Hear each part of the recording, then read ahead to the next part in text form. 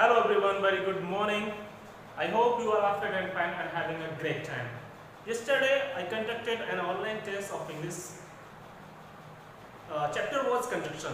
Many of you did an exceptional job. You were fantastic, but a few of you were below the mark, which I expected.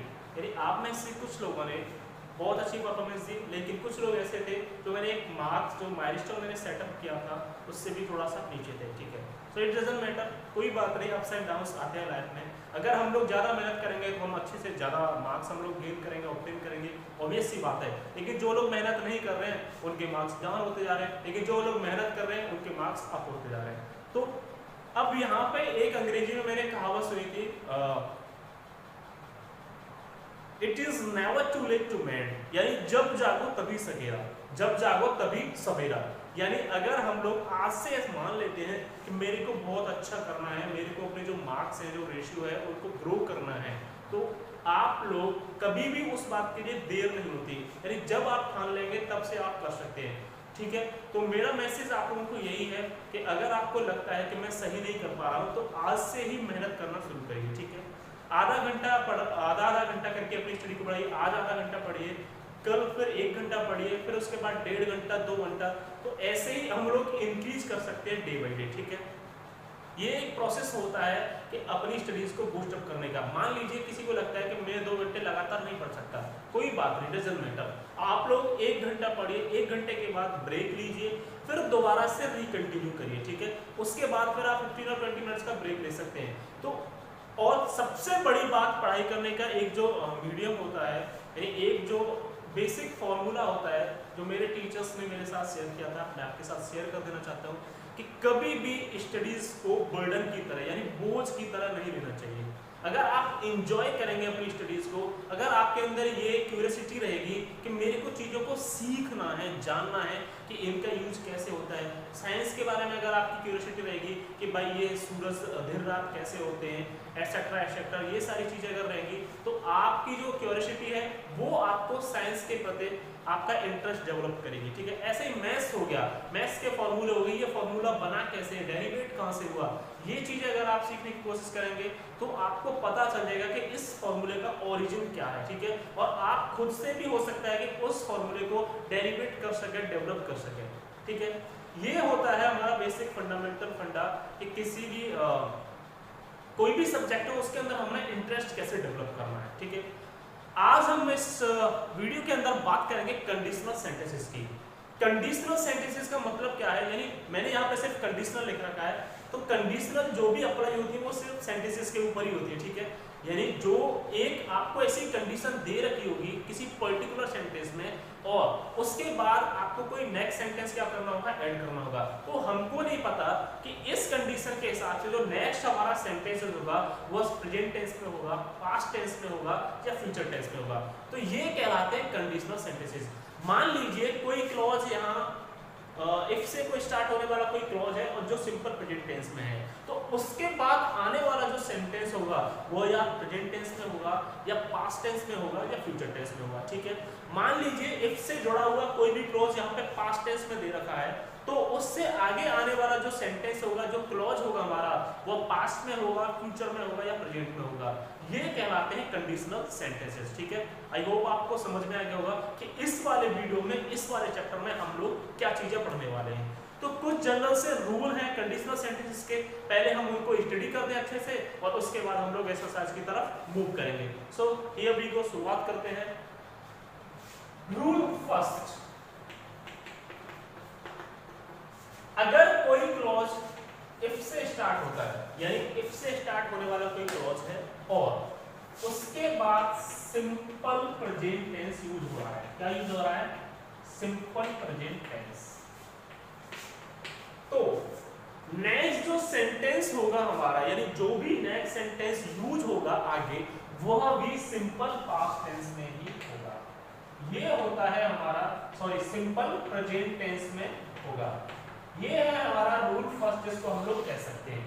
एक बार दोबारा से मैं आपको बता देना चाहता हूँ कि मान लीजिए कोई सेंटेंस है हमारा, वो इफ क्लॉज से स्टार्ट हो रहा है और उसके बाद जो क्लॉज में सेंटेंस हमारा जो टेंस यूज हुआ है वो क्या है, सिंपल प्रेजेंट टेंस है. तो उससे आगे वाला जो भी सेंटेंस होगा, जो भी क्लॉज होगी, वो किस में यूज होगी? सिंपल प्रेजेंट टेंस में ही यूज होगी। एग्जांपल लेता हूं मैंने लिखा इफ वी डू गुड, यदि हम अच्छा करते हैं। आप देख सकते हो वी डू गुड सिंपल क्या हो गया? प्रेजेंट टेंस हो गया। डू डज प्रेजेंट टेंस में तो यूज होती है, ठीक है, जिसको हम लोग इंडेफिनिट बोलते हैं। If we do good we get good. तो नेक्स्ट जो सेंटेंस मैंने यूज किया, जो क्लॉज यहाँ पे यूज हुआ, वो भी किस में है? प्रेजेंट टेंस में ही है। इफ वी डू गुड, यदि हम अच्छा करते हैं, वी गेट गुड, हम अच्छा पाते हैं, ठीक है। एक और एग्जांपल मैंने लिखा if we go higher the cooler it is।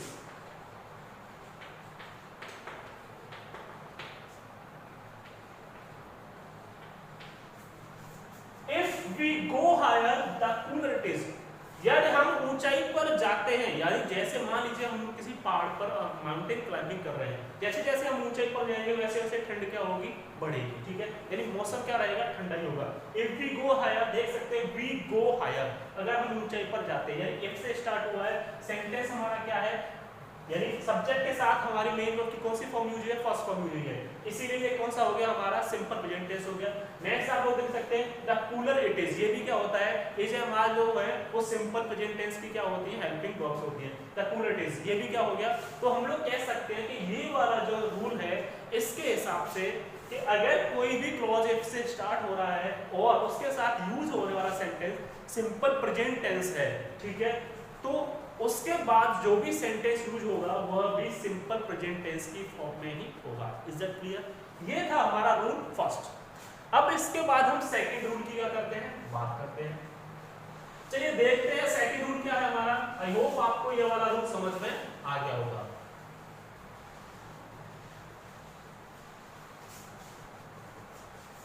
अगर कोई सेंटेंस इफ से स्टार्ट हुआ है, किससे स्टार्ट हुआ है? इफ से स्टार्ट हुआ है, और उसके साथ यूज होने वाला सेंटेंस सिंपल प्रेजेंट टेंस में है। किसमें है? सिंपल प्रेजेंट टेंस में है, तो उसके बाद यूज होने वाला जो सेंटेंस होगा वह क्या होगा? कोई मॉडल वर्ब यूज होगी। क्या यूज होगी? Modal verb will be use, यानी मॉडल वर्ब यूज होगी। अब मॉडल वर्ब से आप लोग समझते हैं can, could, may, might, will, would, shall, should, यानी ये हो सकती है, ठीक है। Is that clear? आपको समझ में आ रहा है? यानी लेकिन उसकी कौन सी फॉर्म होगी मॉडल वर्ब की? प्रेजेंट फॉर्म, यानी फर्स्ट फॉर्म यूज होगी, ठीक है। मॉडल वर्ब प्रेजेंट फॉर्म, मैं लिख देता हूं यहां पर। मॉडल वर्ब की प्रेजेंट फॉर्म क्या होगी? यूज होगी। एग्जांपल से समझने की कोशिश करते हैं, आपको ऐसे समझ में आएगा कैसे, ठीक है। मैंने लिखा if you work hard, if you work hard, तुम कठिन परिश्रम करते हो, यदि तुम कठिन परिश्रम करते हो। आप देख सकते हैं सिंपल क्या हो गया? प्रेजेंट टेंस हो गया। यू विल पास, विल, शैल हो गया, कैन हो गया, मे हो गया, ये सारी क्या होती है? मॉडल वर्ब्स होती है, और यानी इनकी क्या होगी? प्रेजेंट फॉर्म यूज होगी। यानी विल ही यूज होगा, वुड यूज नहीं कर सकते, क्योंकि वुड जो है विल का पास्ट फॉर्म होता है, शुड जो है शैल का क्या होता है? पास्ट फॉर्म होता है। ऐसे ही माइट जो है मे का क्या होता है? पास्ट फॉर्म होता है, और कुड, कैन का क्या होता है? पास्ट फॉर्म होता है। लेकिन जब हम लोग इफ के साथ अगर कोई सिंपल प्रेजेंट टेंस यूज होगा, तो हम लोग जो मॉडल वर्ब हमारी यूज होगी उस पर्टिकुलर सेंटेंस में, उसकी सिर्फ सिंपल प्रेजेंट फॉर्म यूज करेंगे। क्या यूज करेंगे? Present form. क्या यूज कर सकते हैं? विल यूज कर सकते हैं, शैल यूज कर सकते हैं, कैन यूज हो सकता है, और क्या यूज हो सकता है? हमारे यहाँ पे मे यूज हो सकता है, ठीक है। नेक्स्ट सेंटेंस मैंने लिखा if he comes here I shall teach him.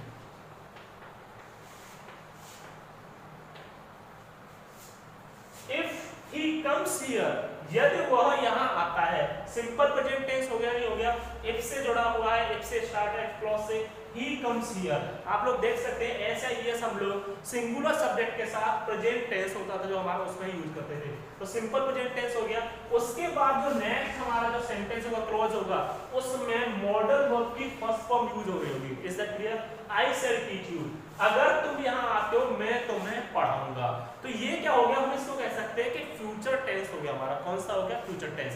तो हमको एक क्लॉज, एक जो हमारा यहाँ पे एक और जो रूल हमको, एक और जो क्लॉज हमको मिलता है यहाँ पे, वो क्या हो सकता है कि अगर मान लीजिए कोई भी सेंटेंस इफ से स्टार्ट है और उसके बाद यूज होने वाला टेंस सिंपल प्रेजेंट टेंस है, तो उसके बाद जो नेक्स्ट सेंटेंस होगा वह फ्यूचर टेंस में ही होगा। किस में होगा? फ्यूचर टेंस में होगा। Is that clear? ये भी हम लोग यहाँ से आसानी से पता कर सकते हैं। यानी ये भी हमारे पास एक लॉजिक होगा कि अगर कोई भी सेंटेंस इफ क्लॉज से स्टार्ट हुआ है और उसके बाद यूज होने वाला हमारा जो टेंस है वह जो क्या है? सिंपल प्रेजेंट टेंस है, तो नेक्स्ट जो भी सेंटेंस होगा वह हमेशा फ्यूचर टेंस में ही होगा। Is that clear? किस में होगा? सिंपल फ्यूचर टेंस में, क्योंकि विल सेल कहाँ यूज होती है? सिंपल फ्यूचर टेंस में ही यूज होती है। Is that clear? अब नेक्स्ट हमारा क्या रूल है उसकी तरफ चलते हैं।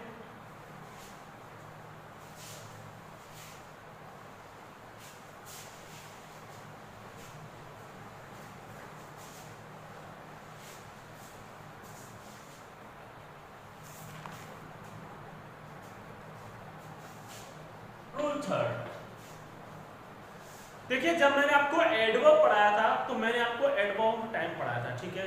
एडवर्ब ऑफ टाइम पढ़ाया था मैंने आपको, और एडवर्ब ऑफ फ्रीक्वेंसी पढ़ाया था। जैसे डेली हो गया, एवरीडे हो गया, ठीक है, ओकेजनली हो गया, ऑफन हो गया, ऑलवेज हो गया, नेवर हो गया। अगर एडवर्ब ऑफ फ्रीक्वेंसी और एडवर्ब ऑफ टाइम किसी भी सेंटेंस में यूज हुआ है तो वह सेंटेंस हमेशा प्रेजेंट फॉर्म में ही यूज होगा। कौन सी फॉर्म में यूज होगा?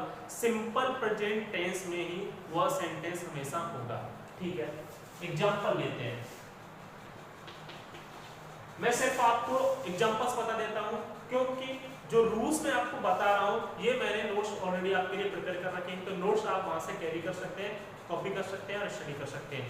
मैं सिर्फ आपको बता देता हूं, मैं यहाँ पे एक्सप्लेन कर रहा हूं कि अगर मान लीजिए किसी भी सेंटेंस में एडवर्ब ऑफ फ्रीक्वेंसी या एडवर्ब ऑफ टाइम यूज हुआ है तो वह सेंटेंस हमेशा सिंपल प्रेजेंट टेंस में ही बनेगा। यानी वह हमेशा किस में होगा? सिंपल प्रेजेंट टेंस में ही उसका स्ट्रक्चर होगा। मैंने लिखा कैसे? He always speaks the truth। वह हमेशा सच बोलता है। एडवर्ब ऑफ टाइम कह सकते हैं, एडवर्ब ऑफ फ्रीक्वेंसी कह सकते हैं, ठीक है? He always speaks the truth। वह हमेशा क्या बोलता है? सच बोलता है। तो आप देख सकते हैं स्पीक के साथ ऐड हो रखा है, यानी ही हमारा सिंगुलर सब्जेक्ट हो गया और इसलिए मैंने जो मेन वर्ब है हमारी उसमें मैंने क्या ऐड किया है? एस यूज किया है। अगर आपने टेंसेस पढ़े हो अच्छे से तो ये रूल होता है, ठीक है? तो ये जो टेंस होगा हमारा किस में होगा? सिंपल प्रेजेंट टेंस में। अगर ये ऐसे लिखा होता ही always spoke the truth, उसने हमेशा सच बोला, आपको लगता है ये बात लॉजिकल है? नहीं, ये सेंटेंस क्या होगा? गलत होगा, क्योंकि यहाँ हमने सिंपल पास्ट टेंस क्या किया है? यूज किया है। भाई स्पीक की सेकंड फॉर्म स्पोक होती है और हमेशा second form simple past tense में ही यूज होती है, जैसा कि आप लोगों को ऑलरेडी पता होगा। He always spoke the truth। और अभी मैंने आपको ये रूल बताया कि एडवर्ब ऑफ टाइम और एडवर्ब ऑफ फ्रीक्वेंसी अगर किसी सेंटेंस में यूज हो रखे हैं तो उसको हमेशा हम सिंपल प्रेजेंट टेंस में ही क्या करेंगे? वह जो सेंटेंस होगा उसका स्ट्रक्चर होगा वह हमेशा सिंपल प्रेजेंट टेंस में ही होगा। Is that clear? आपने ये बात हमेशा याद रखनी है। कुछ और एग्जांपल्स मैं लेता हूं। मैंने लिखा he comes here daily। वह रोजाना यहाँ आता है, एडवर्ब ऑफ टाइम हो गया, आप लोग देख सकते हैं he comes here daily, वह रोजाना यहाँ आता है। इसीलिए मैंने इसको किस में चेंज किया है? प्रेजेंट टेंस में। सिंपल प्रेजेंट टेंस में ही ये टेंस का स्ट्रक्चर रहेगा। कुछ और एग्जांपल लेते हैं। मैंने लिखा they come here occasionally, यानी वे कभी कभार यहाँ आते हैं। अब ऑकेजनली एडवर्ब ऑफ फ्रीक्वेंसी हो गया, इसीलिए दे कम हियर, यानी सब्जेक्ट मेरा प्लूरल हो गया, इसीलिए मैंने कम यूज किया है। अगर यहाँ सब्जेक्ट मेरा सिंगुलर होता तो मैं कम यूज करता, ठीक है, उसकी कोई प्रॉब्लम नहीं होनी चाहिए। यानी अगर सब्जेक्ट हमारा प्लूरल होगा तो हेल्पिंग वर्ब हमारी जो होगी वो सिंगुलर होगी, यानी जो मेन वर्ब होगी वो हमारी क्या होगी, प्लूरल फॉर्म में यूज होगी, यानी एस या ईएस हम लोग ऐड नहीं करेंगे। अगर सब्जेक्ट हमारा सिंगुलर है तो सिंपल प्रेजेंट टेंस में हम लोग एस या ईएस मेन वर्ब के साथ यूज करते हैं, जैसा कि मैंने यहाँ पे यूज किया ही कम्स हियर डेली, क्योंकि यहाँ सब्जेक्ट मेरा क्या था, सिंगुलर था, इसीलिए मैंने मेन वर्ब में एस या ईएस ऐड किया है, ठीक है। वो हमेशा या ही कम्स हियर डेली वो प्रतिदिन यहाँ आता है। दे कम हियर ऑकेजनली, वे कभी कभार, यानी ऑकेजन्स जो होते हैं, मौके होते हैं, तभी यहाँ पर आते हैं। तो आपको यहाँ से एक लॉजिक, एक रूल पता चल गया होगा कि जब भी किसी सेंटेंस में अगर एडवर्ब ऑफ टाइम या एडवर्ब ऑफ फ्रीक्वेंसी यूज हो रहा है तो उस सेंटेंस का जो स्ट्रक्चर रहेगा वो हमेशा सिंपल प्रेजेंट टेंस में रहेगा।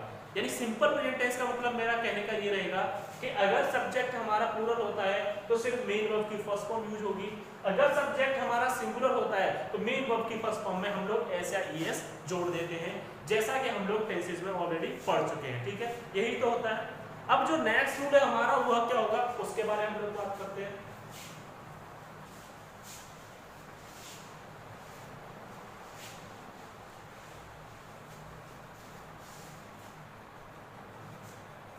देखिए, जितने भी यूनिवर्सल ट्रुथ हैं, यानी जो सार्वभौमिक सत्य हैं, यानी जो पृथ्वी पर चीजें हैं, जैसे जो जिनकी जो पोजीशन है वो चेंज नहीं हो सकती, यानी जो यूनिवर्सल ट्रुथ है, यानी सदा सत्य जो बातें हैं, जैसे honesty is the best policy, तो आप लोग देख सकते हैं honesty is the best policy, यानी ईमानदारी ही सबसे अच्छी क्या है, नीति है।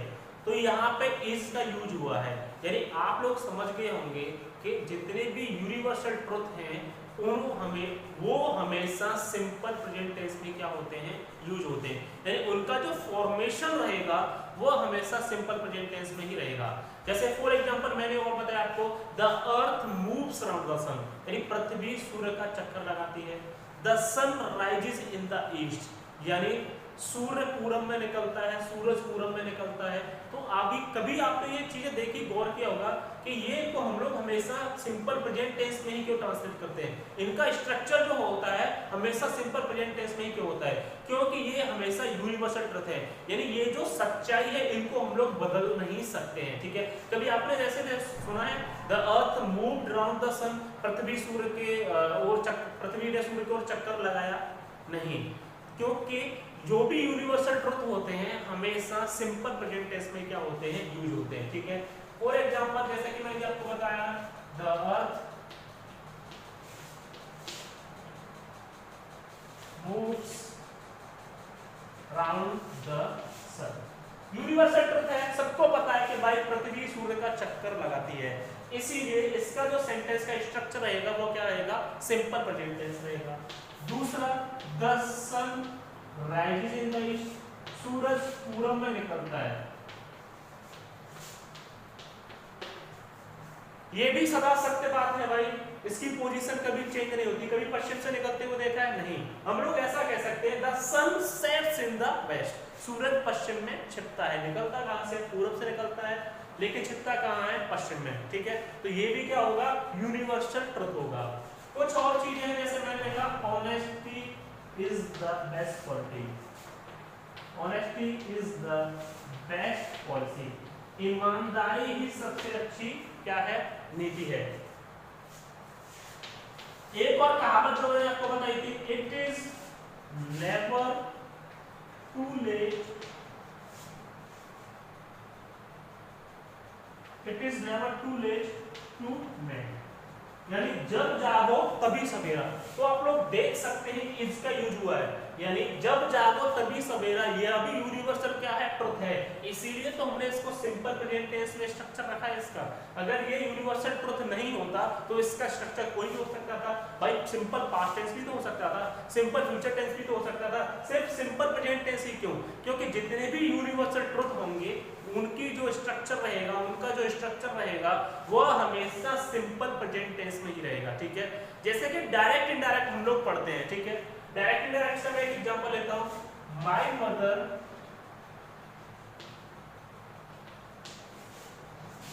told me that the sun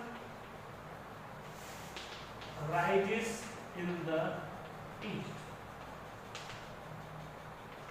अब आप लोग देख सकते हैं यहाँ पे कि जब भी हम लोग किसी डायरेक्ट जो डायरेक्ट होता है डायरेक्शन होता है हमारा उसको इनडायरेक्ट में चेंज करते हैं तो यहाँ जो भी रिपोर्टिंग वर्ब होती है उसके हिसाब से जो रिपोर्टेड स्पीच का टेंस क्या हो जाता है, चेंज हो जाता है। ठीक है, माई मदर टोल्ड मी, अगर इसको मैंने डायरेक्ट फॉर्म में लिखा होता तो ऐसे होता my mother said to me the sun rises in the east, यानी इस तरीके से ये डायरेक्ट फॉर्म में होता। अब इनडायरेक्ट फॉर्म में हम लोगों ने पढ़ा है कि जब उसको चेंज करते हैं तो अगर हमारी रिपोर्टिंग वर्ब पास्ट टेंस में है और उसके हिसाब से जो अंदर सेंटेंस हमारा जो भी होगा उसको हम लोग चेंज कर देते हैं। अगर यहाँ सिंपल प्रेजेंट टेंस होता तो इसको हम लोग सिंपल पास्ट टेंस में चेंज कर देते हैं। ठीक है, लेकिन उस इन्वर्टेड कॉमा के अंदर डायरेक्ट जो हमारा डायरेक्ट हमारा वो नरेशन है उसमें जो रिपोर्टेड स्पीच है वहां पर सिंपल प्रेजेंट टेंस है और वो क्या है, यूनिवर्सल ट्रुथ है। यानी जो टेंस का स्ट्रक्चर है वो तो क्या है, सिंपल प्रेजेंट टेंस है। जब भी हम लोग डायरेक्ट से इनडायरेक्ट में चेंज करते हैं तो सिंपल प्रेजेंट टेंस को सिंपल पास्ट टेंस में इजीली चेंज कर देते हैं अगर रिपोर्टिंग वर्ब जो हमारी अगर पास्ट टेंस में दे रखी है तो। लेकिन अगर आप देख रहे होंगे कि अगर रिपोर्टेड स्पीच के अंदर कोई भी जो सेंटेंस लिख रखा है जो भी है अगर वह कोई यूनिवर्सल ट्रुथ है तो रिपोर्टेड स्पीच के सेंटेंस में कोई भी चेंज नहीं होगा। इसको हम लोग ऐसे नहीं कर सकते the sun rose in the east, यानी सूर्य पूरब में निकला, ऐसे नहीं करेंगे। चाहे हमारी रिपोर्टिंग वर्ब हो पास्ट टेंस में हो चाहे कुछ भी हो कोई फर्क नहीं पड़ता, यूनिवर्सल ट्रुथ कभी भी चेंज नहीं होगा, चाहे हम उसको डायरेक्ट से इनडायरेक्ट में चेंज करें या इनडायरेक्ट से डायरेक्ट में चेंज करें। ठीक है, ये भी एक था यहाँ पे, ये क्वेश्चन इससे रिलेटेड क्वेश्चंस बहुत पूछे जाते हैं कि आपको यहाँ पे जो भी हमारा इनडायरेक्ट से पहले नरेशन होगा यानी रिपोर्टिंग जो वर्ब होगी उसको आपको पास्ट टेंस में देगा और रिपोर्टेड स्पीच के अंदर कोई यूनिवर्सल ट्रुथ दे रखा होगा फिर बोलेगा आपको कि इसको इनडायरेक्ट में चेंज करिए। हम लोग गलती क्या कर देते हैं कि हमने देखा कि यहाँ जो रिपोर्टिंग वर्ब है भाई ये तो पास्ट टेंस में है, सर ने बताया था कि जब भी रिपोर्टिंग और पास्ट टेंस हो और उसके बाद रिपोर्टेड स्पीच में जो भी सेंटेंस होगा जो भी टेंस होगा उसके हिसाब से हम उसको चेंज कर देते हैं। अगर यहाँ सिंपल प्रेजेंट टेंस है तो उसको सिंपल पास्ट में चेंज कर देंगे, अगर यहाँ सिंपल कंटिन्यूअस है अगर यहाँ पर कंटिन्यूअस टेंस है तो उसको पास्ट कंटिन्यूअस में चेंज करते हैं डायरेक्ट नरेशन में। लेकिन ये गलती हमको नहीं करनी है। अगर रिपोर्टेड स्पीच में कोई भी रिपोर्टेड स्पीच के अंदर यानी इन्वर्टेड कॉमा के अंदर अगर कोई यूनिवर्सल ट्रुथ दे रखा है तो उसके सेंटेंस में उसके स्ट्रक्चर में हम लोग कोई भी चेंज नहीं करेंगे। उसको ऐसे नहीं करेंगे कि हमने प्रेजेंट से पास्ट में चेंज कर दिया या पास्ट को हमने पास्ट परफेक्ट में चेंज कर दिया, ये वाली गलती हम लोग नहीं करेंगे। कंडीशनल सेंटेंसेस में ये चीजें आती हैं। ठीक है, ये था एक और रूल पढ़ते हैं आज हम, उसके बारे में बात करते हैं भाई, वो क्या है।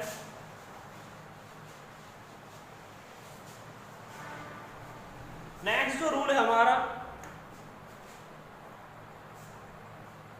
देखिए नेक्स्ट जो रूल हमारा है कि अगर इफ से जुड़ा हुआ क्लॉज सिंपल पास्ट टेंस में है, किसमें है, सिंपल पास्ट टेंस, इससे जुड़ा हुआ मैं पहले बता चुका हूं आपको कि अगर इफ से जुड़ा हुआ क्लॉज पहले तो हम सिंपल प्रेजेंट टेंस में पढ़ रहे थे तो हम लोग क्या यूज कर रहे थे, किसी भी मॉडर्न की फर्स्ट फॉर्म जो हम लोग यूज कर रहे थे, यानी जो मॉडर्न वर्ब्स होती हैं उनकी फर्स्ट फॉर्म हम क्या कर रहे थे, यूज कर रहे थे। अब यहाँ क्या आ गया कि अगर इफ से जुड़ा हुआ क्लॉज सिंपल पास्ट टेंस में है, ये किस में आ गया, सिंपल पास्ट टेंस में, तो यहाँ जो नेक्स्ट हमारा सेंटेंस होगा वह किस फॉर्म में होगा, तो वह इस फॉर्म में होगा कि जब हमारा सेंटेंस सिंपल प्रेजेंट टेंस में था तो हम लोग उस मॉडल की फर्स्ट फॉर्म यूज कर रहे थे, यहाँ हम लोग मॉडल की सेकंड फॉर्म यूज करेंगे क्योंकि इफ से जुड़ा हुआ हमारा जो क्लॉज है वो किस में है, सिंपल पास्ट टेंस में है। हमेशा याद रखिए अगर यहाँ सिंपल पास्ट टेंस है तो दूसरा वाला जो क्लॉज होगा वह भी पास्ट में ही होगा। ठीक है, मान लीजिए अगर मैं कोई काम पास्ट में कर रहा था, ठीक है, अगर मैं उसको मैंने आपको बताया कि मैं एक राजा था, आई वॉज अ किंग। अगर मेरी पास्ट हैबिट होगी कोई भी तो मैं उसको पास्ट में तो बताऊंगा, क्या मैं ऐसे बोलूंगा आई एम अ किंग। अगर मैं प्रेजेंट में आपको एक्सप्लेन कर रहा हूँ तो मैं आपको प्रेजेंट फॉर्म में यूज करूंगा। अगर मैं पास्ट में कोई भी सेंटेंस यूज कर रहा हूँ तो मैं उसके लिए पास्ट की जो हेल्पिंग वर्ब्स होती है मेरी वही तो यूज करूंगा। तो यहाँ पर भी जो हमारी मॉडल वर्ब्स यूज होगी उसकी कौन सी फॉर्म यूज होगी, सेकंड फॉर्म, यानी उसकी पास्ट फॉर्म यूज होगी। तो यहाँ पहले हम लोग अगर विल यूज कर रहे थे सिंपल प्रेजेंट टेंस के साथ, तो यहाँ हम सिंपल पास्ट टेंस के साथ क्या यूज करेंगे, वुड यूज करेंगे। अगर यहाँ पे हम लोग पहले शेल यूज कर रहे थे तो यहाँ पे यूज करेंगे शुड यूज करेंगे। तो यहाँ क्या रहेगा, past form of a modal verb, यानी उस मॉडल वर्ब का क्या यूज होगा, पास्ट फॉर्म यूज होगा। ठीक है, देखते हैं कैसे। मैंने एक एग्जांपल लिखा, if I were the prime minister of India,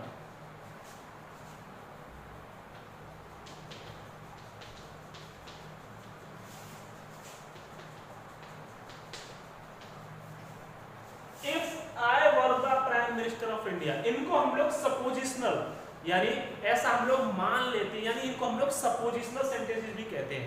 यानी मान लीजिए अगर कोई भी सेंटेंस इफ से या एज इफ हो गया, इफ दो हो गया, ठीक है, इस तरीके से शुरू हो रखा है तो उनको उनका जो स्ट्रक्चर होगा वो किस तरीके से होगा।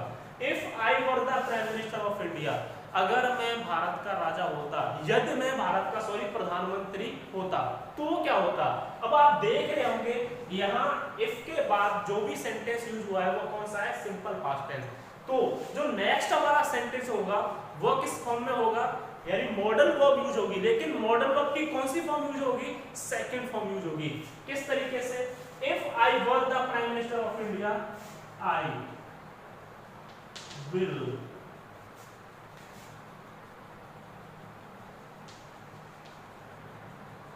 solve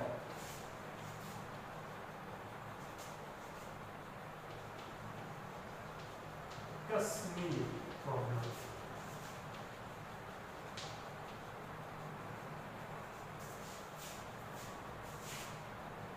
अब आप देखिए यहाँ पे if I were the prime minister of India, I will, यहाँ गलती क्या हुई हमारी, यहाँ गलती ये हुई कि जब हमारा इफ से जुड़ा हुआ जो सेंटेंस है, क्लॉज है, वो सिंपल पास्ट टेंस में है तो उससे आगे वाला जो भी सेंटेंस होगा वहां मॉडल वर्ब की कौन सी फॉर्म यूज होगी, सेकंड फॉर्म यूज होगी, यानी पास्ट फॉर्म यूज होगी। तो यहाँ इसलिए क्या यूज होगा, वुड यूज होगा, किसकी जगह, विल की जगह। इस तरीके से आपको वो पूछता है एरर वाले पास में। If I were the prime minister of India, यदि मैं भारत का प्रधानमंत्री होता, मैं क्या होता, भारत का प्रधानमंत्री होता। ठीक है, if I were the prime minister of India, I would solve the Kashmir problem, तो जो कश्मीर की समस्या है मैं उसका समाधान कर देता। Is that clear, I would solve the Kashmir problem, मैं कश्मीर की जो समस्या है उसको हल कर देता। इस तरीके से ये यूज होते हैं, यानी पास्ट फॉर्म यूज होगी, उसके साथ साथ मेन वर्ब की कौन सी फॉर्म यूज होगी, फर्स्ट फॉर्म यूज होगी, सेकंड फॉर्म हमको यूज नहीं करना है। Is that clear. तो यहाँ अगर सॉल्व की जगह सॉल्व होता तो भी क्या होता, गलत होता, क्योंकि वुड के साथ हम लोग क्या यूज करेंगे, फर्स्ट फॉर्म ही यूज करेंगे, किसकी, मेन वर्ब की। Is that clear. If I were the prime minister of India, यदि मैं भारत का राजा होता, I would solve the Kashmir problem, मैं कश्मीर की समस्या का समाधान कर देता। इस तरीके से एक और एग्जांपल दिया मैंने। नेक्स्ट मैंने लिखा,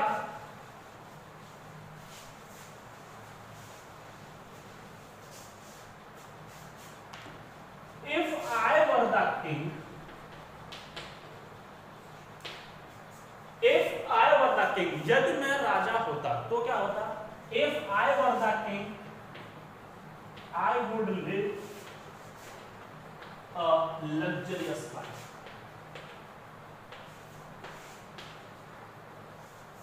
If I were a king, यदि मैं एक राजा होता, I would live a luxurious life, तो एक आलीशान जिंदगी जीता। ये क्या कहलाते हैं, सपोजिशन, यानी हम लोग इमेजिनेशन कर रहे हैं, इमेजिन कर रहे हैं, कल्पना कर रहे हैं। ठीक है, इसीलिए जब if से जुड़ा हुआ जो भी सेंटेंस होगा, क्लॉज होगा हमारा, अगर वह सिंपल पास्ट टेंस है तो उसके बाद जो भी हमारा सेंटेंस आएगा, क्लॉज आएगा, उससे आगे जो भी हम लोग वर्ब यूज करेंगे वहां हमेशा मॉडल वर्ब की पास्ट फॉर्म हम लोग यूज करेंगे और उसके साथ साथ मेन वर्ब का फर्स्ट फॉर्म यूज होगा। एक कहावत आपने सुनी होगी, if I were a bird,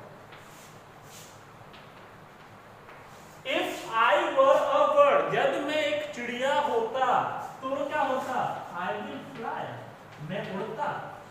क्या ये सेंटेंस सही है? नहीं, क्योंकि यहां हम लोग विल नहीं क्या यूज करेंगे, वुड यूज करेंगे, क्योंकि ये सेंटेंस क्या है, सपोजिशनल है। और दूसरा एक से जुड़ा हुआ क्लॉज किसमें है, सिंपल पास्ट टेंस में है। अगर सिंपल पास्ट टेंस में है तो उसके आगे वाला जो भी क्लॉज होगा, सेंटेंस होगा, वहां पर मॉडल वर्ब की सेकंड फॉर्म का हम लोग क्या करेंगे, यूज करेंगे और उसके साथ मेन वर्ब की कौन सी फॉर्म यूज होगी, फर्स्ट फॉर्म। ठीक है, आई वुड फ्लाई की जगह फ्लू, फ्लो, फ्लोन ऐसे कुछ नहीं करेंगे हम लोग, सेकंड या थर्ड फॉर्म हम लोग यूज नहीं करेंगे। मेन वर्ब का कौन सा फॉर्म यूज होगा, फर्स्ट फॉर्म ही क्या होगा, यूज होगा। इफ आई वर बर्ड, यदि मैं चिड़िया होता, if I were a bird, यदि मैं एक चिड़िया होता, आई वुड फ्लाई, तो मैं उड़ता। ये हम लोग क्या कर रहे हैं, इमेजिन कर रहे हैं। ठीक है, सपोजिशनल सेंटेंसेस इनको कहा जाता है। आज इस लेक्चर में हम लोग सिर्फ इतना ही कवर करेंगे। आई होप आपको बहुत ज्यादा इंटरेस्ट आया होगा, इंटरेस्टिंग लगा होगा ये वाला लेक्चर। अगर फिर भी किसी को कोई प्रॉब्लम होती है, कोई फेस कर रहा है, तो आप मेरे को डायरेक्टली मैसेज कर सकते हैं, कमेंट बॉक्स में भी आप मेरे को मैसेज कर सकते हैं। ठीक है, आई होप आप ये चीज अच्छे से पढ़ेंगे। चीजों को आपने सीखने की जरूरत है, रटने की। जैसे मैंने रूल्स लिखे हैं, आपने ऐसे रटना नहीं है, आपने समझना है कि अगर इफ से जुड़ा हुआ क्लॉज सिंपल प्रेजेंट टेंस में होगा तो उसके बाद जो भी सेंटेंस होगा वहां पर मॉडल वर्ब की फर्स्ट फॉर्म यूज होगी, यानी प्रेजेंट फॉर्म यूज होगी, और उसके बाद भी मेन वर्ब की भी क्या फॉर्म होगी, मेन वर्ब की भी कौन सी फॉर्म यूज होगी, फर्स्ट फॉर्म यूज होगी। दूसरा, अगर इफ से जुड़ा हुआ हमारा कोई क्लॉज सिंपल पास्ट टेंस में है तो उसके बाद जो भी सेंटेंस होगा वहां पर जो मॉडल वर्ब हम लोग यूज कर रहे थे उसकी पास्ट फॉर्म यूज होगी, यानी अगर विल यूज हो रहा था तो वुड होगा, सेल हो रहा था तो शुड होगा। Is that clear? इस तरीके से हम लोग उसको यूज करेंगे और उसके बाद हम लोग मेन वर्ब की फर्स्ट फॉर्म का ही यूज करेंगे, यानी वुड के साथ किसका यूज होगा, मेन वर्ब की फर्स्ट फॉर्म का यूज होगा। अब यहाँ कल मैं आपको बताऊंगा एक और चीज कि अगर इफ के साथ कोई पास्ट परफेक्ट टेंस यूज होता है, यानी इफ के साथ अगर हैड यूज होता है तो यहाँ नेक्स्ट जो सेंटेंस होगा हमारा उधर क्या चेंजेस जाएगा, यानी उसके हिसाब से पास्ट परफेक्ट के हिसाब से यहाँ जो नेक्स्ट हमारी क्लॉज होगी उसमें कौन सी हेल्पिंग वर्ब या कौन सी मॉडल ऑक्सिलरी वर्ब हमारी एग्री करेगी और क्या चेंजेस आएंगे। ठीक है, ये चीजें हम लोग कल वाले वीडियो में पढ़ेंगे, कल वाली क्लास में हम लोग पढ़ेंगे, कवर करेंगे। ठीक है, so I hope this is enough for today. Just work hard, get going, and take care. Have a good day. Thank you so much.